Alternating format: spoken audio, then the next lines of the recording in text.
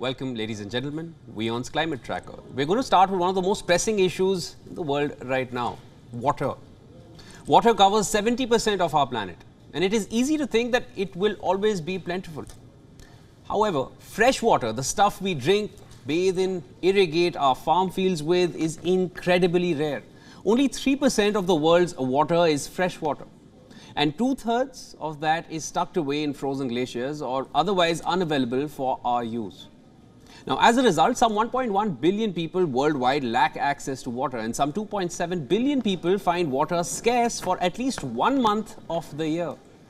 To address the issue of water crisis worldwide, the first major UN conference on water in over 45 years kicked off on Wednesday, with an urgent call to sustainably manage the world's most important resource.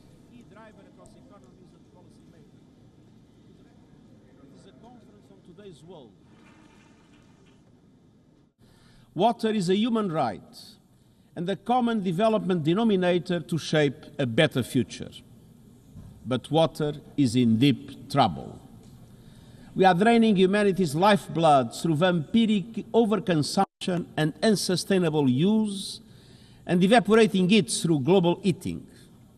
We've broken the water cycle, destroyed ecosystems, and contaminated groundwater. Nearly 3 out of 4 natural disasters are linked to water.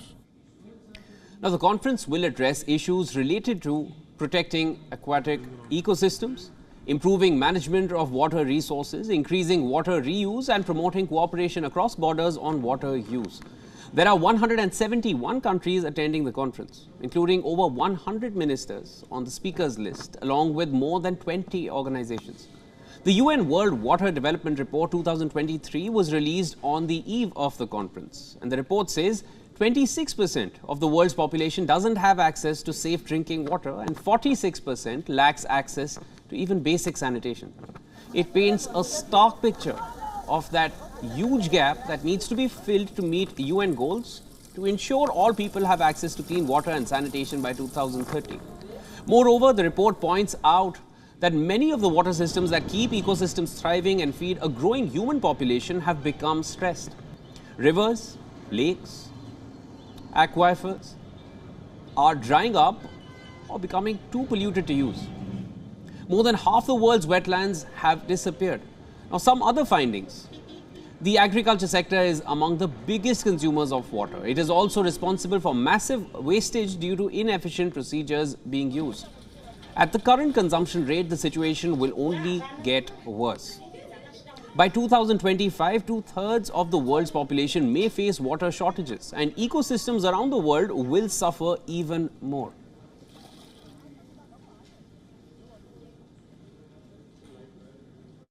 We, as members of the international water community, can be the drivers of change.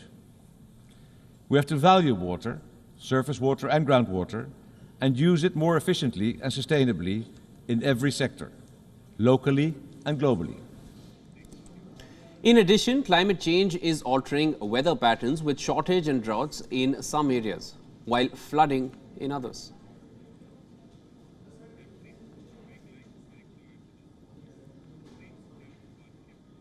For more on this, we are being joined by Eric Solheim. He is a former UN Environment Executive Director and Under Secretary General of the United Nations. Welcome to WION, sir. Thank you so much for having me. Sir, the first major UN conference on water in over 45 years. What do you think took the UN so long to address such a pressing issue? That's in fact a very good question. For sure, it's timely.